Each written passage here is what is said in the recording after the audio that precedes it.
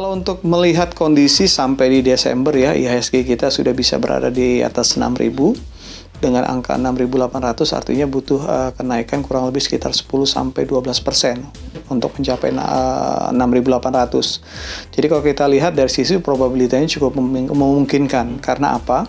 Yang pertama tadi bahwa secara keseluruhan kalau kita lihat target pertumbuhan ekonomi Indonesia kita secara keseluruhan ada di 4% untuk bottomnya ya. Jadi dari beberapa lembaga, bahkan kalau untuk Bank Indonesia juga lebih optimis lagi, bahkan pemerintah juga lebih optimis lagi untuk 2021. Jadi dengan angka pertumbuhan ekonomi 4% di 2021, kita bisa melihat kemungkinan juga emiten-emiten kita bisa tumbuh double digit kalau melihat angka 4%. Jadi dalam kondisi itu kita lihat dari sisi pertumbuhan IPS bisa sampai di kisaran 10-15% bottom line emiten kita. Jadi dengan kondisi itu maka tadi dengan pertumbuhan target pertumbuhan range 10-12% cukup memungkinkan sekali. Jadi kita lihat bahwa dalam 3 bulan terakhir saja tadi IHSG kita sudah naik kurang lebih sekitar 25%.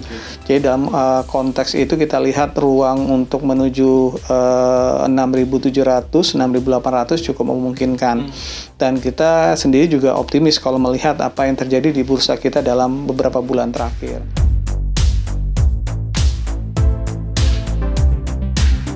Yang pertama memang tidak dipungkiri bahwa bicara masalah recovery pasar ini kiblatnya recovery ekonomi, ekspektasi recovery ekonomi yang memang kunci terbesarnya adalah bicara masalah realisasi vaksin. Jadi overall pasar melihat masih on the track nih untuk vaksin, sehingga dengan adanya vaksin maka bicara COVID penanganannya akan bisa betul-betul tuntas kembali kepada sebuah new normal. Artinya bahwa aktivitas ekonomi akan berjalan. Kunci terbesarnya memang itu. Yang kedua tadi bicara masalah hasil Pilpres Amerika memang memberikan kejutan. Jadi dalam kondisi hasil Pilpres tersebut, pasar tidak lagi menjadikan perang dagang menjadi isu besar di 2021. Artinya bahwa ini akan mempercepat proses recovery ekonomi tadi. 2019 kita lihat bagaimana ekonomi regional Asia terpangkas oleh meningkatnya eskalasi tensi perang dagang Amerika dan Cina. Jadi kita lihat bagaimana exposure-nya terhadap ekspor-ekspor negara-negara berkembang. Nah, yang ketiga tadi bahwa dari luar yang memberikan imbas adalah harga komoditi yang tadi saya sebutkan. Nah, yang paling kuat adalah di sisi domestik. Jadi bukan suatu kebetulan juga bisa kita katakan bahwa dengan tuntasnya proses omnibus law ya di sisi perundang-undangan dan mungkin implementasi sampai ke teknis nanti Januari atau di kuartal pertama 2021, ini juga menjadi sebuah momentum yang tepat juga dilihat oleh market terhadap pasar secara keseluruhan. Karena kalau kita lihat di sini foreign domestic investment kemungkinan juga akan cukup solid. Artinya orang semakin yakin optimis bahwa recovery di 2021 tidak hanya bicara masalah recovery domestik saja. Artinya bahwa kemungkinan juga foreign domestic kita juga akan semakin solid kalau melihat kondisi tadi dengan disahkannya undang-undang omnibus law. Jadi memang bisa dibilang ini cukup merata ya. Jadi tidak hanya eksternal, internal juga kita mendapat momentum yang cukup bagus. Dan kalau kita lihat peluangnya tadi terbesar tadi bicara masalah kalau pertumbuhan ekonomi, bicara masalah konsumsi, bicara masalah ekspor import, yang kedua adalah pembentukan modal tetap bruto. 3 komponen itu yang diperkirakan tadi akan cukup kuat nanti di 2021 terhadap pertumbuhan ekonomi kita.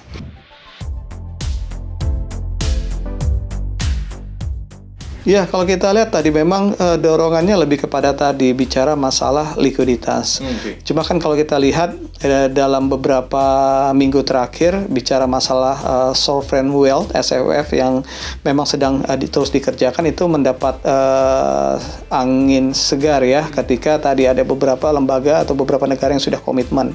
Artinya dukungan terhadap pembiayaan kita cukup baik ke depannya. Yang kedua tadi bicara masalah foreign direct investment yang kemungkinan juga diperkirakan juga akan cukup kuat di 2021. Jadi kalau kita lihat kondisi-kondisi itu artinya pasar melihat bahwa untuk kebutuhan pendanaan atau lanjutan kembali untuk program-program infrastruktur sepertinya akan cukup yakin di 2021. Jadi dengan kondisi itu kita lihat bahwa pasar tinggal menunggu realisasinya. Sampai sejauh ini kan ini lebih kepada optimisme yang bisa dibangun sampai di akhir kuartal keempat.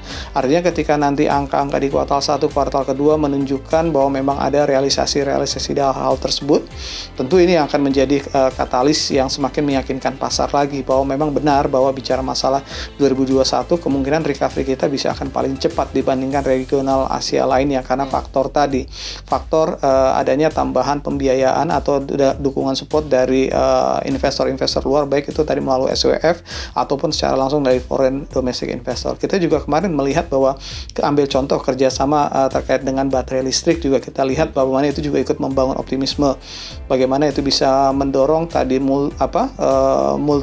multiple ekonomi yang lebih besar lagi ketika bicara masalah pembangunan pabrik baterai itu dilakukan di kita dari sisi komoditi nikel kita.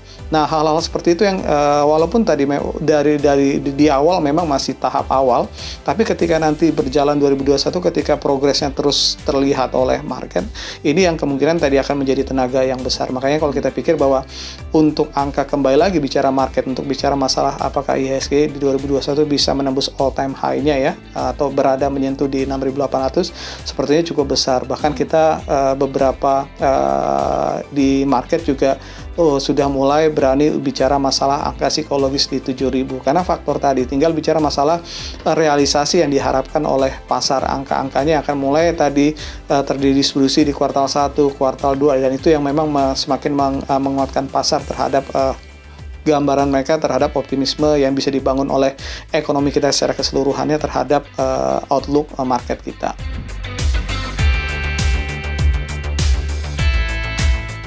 Ya, sebenarnya kalau kita lihat memang di 2020 sedikit tertahan karena faktor COVID ya. Jadi kalau kita lihat dalam sebelum COVID 1-2 tahun terakhir, kita juga bisa melihat bagaimana tadi beberapa emiten-emiten yang bicara masalah digitalisasi sudah mulai masuk ke pasar modal.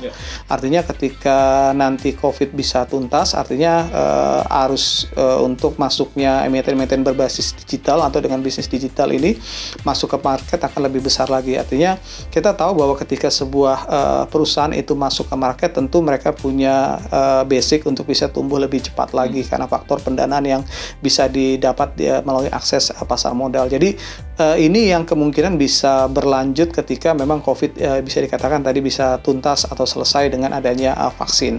Artinya lanjutan ini akan terus jalan. Apalagi kita tahu bahwa di 2020 ini memang COVID semakin mempercepat proses masyarakat melakukan literasinya terhadap kebutuhan akan digitalisasi. Jadi kondisi ini yang kemungkinan yang dilihat juga oleh JP Morgan. Artinya ketika 2020 meskipun dari sisi ekspansi perusahaan-perusahaan berbasis digital terlihat tidak begitu cukup besar, tapi dari sisi masyarakat, proses literasi masyarakatnya terhadap produk-produk digital semakin kuat. Artinya di 2021 dengan modal basis masyarakat kita yang cukup besar, semakin kuat literasinya terhadap produk digital, dan ditambah tadi kemungkinan adanya growth atau ekspansi dari tadi perusahaan-perusahaan berbasis digital ini yang dilihat sebagai potensi juga yang akan masih terus berlanjut nanti di 2021 dan ke depan. Ya, yang kita cukup confirm itu adalah sektor healthcare, farmasi. Yang kedua adalah bicara masalah telekomunikasi.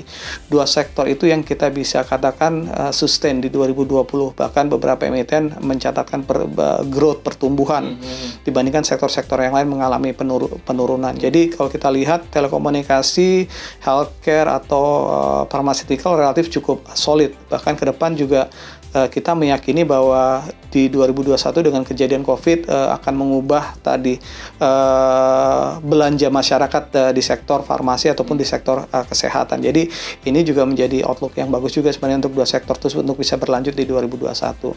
Kalau bicara masalah pemulihan ya tadi sektor seperti misalnya perbankan, jasa keuangan yang kemungkinan recovery-nya cukup cepat karena tadi kita punya target hampir keseluruhan konsensusnya terendah pertumbuhan ekonomi kita di 4%. Artinya itu angka yang sebenarnya cukup besar untuk sebuah pertumbuhan ekonomi negara, apalagi dalam proses recovery.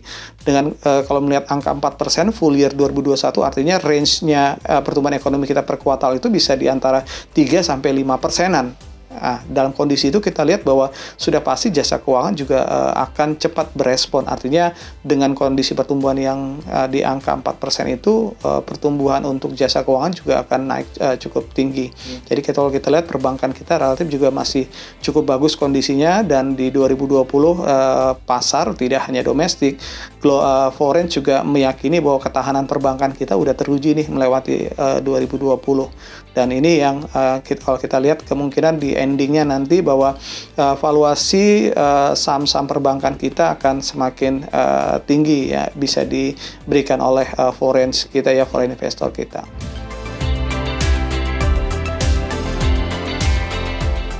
Ya, pasar melihatnya sebenarnya logikanya benar ya, artinya dengan adanya undang-undang ini, bahkan kalau nanti ya terimplementasi dengan baik, ini akan memberikan hal yang positif sekali terhadap ekonomi kita.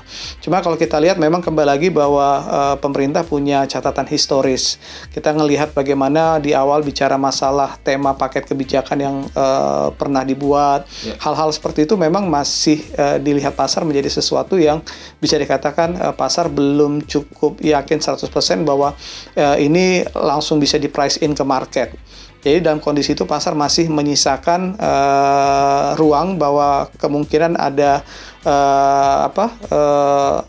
hal-hal yang tidak bisa istilahnya tidak optimis terhadap full bahwa ini akan bisa terrealisasi dengan cepat. Hal-hal seperti itu memang masih tetap ada. Tapi kita melihat dari sisi sebaliknya, artinya tinggal nanti pemerintah kita yang melihat ini sebagai sesuatu yang cukup baik. Artinya ketika pemerintah bisa mengeksekusi dengan cepat terhadap proses implementasi Omnibus Law, artinya pemerintah bisa dikatakan bisa punya tenaga untuk bisa mendorong pertumbuhan dari sisi indeks untuk ke depannya. Jadi kalau bicara masalah pesimis ya kita lihat memang cukup rasional juga, karena berkaca tadi dari beberapa kebijakan yang pernah dikerjakan oleh pemerintah seperti paket kebijakan ekonomi berseri yang kita lihat juga implementasinya ternyata tidak sebesar apa yang diharapkan. Jadi hal seperti itu yang masih dipegang juga oleh pasar, sehingga ada beberapa pasar juga yang melihat bahwa belum cukup optimis bahwa bicara masalah Omnibus Law itu bisa betul-betul terrealisasi dengan cepat terhadap ekonomi kita.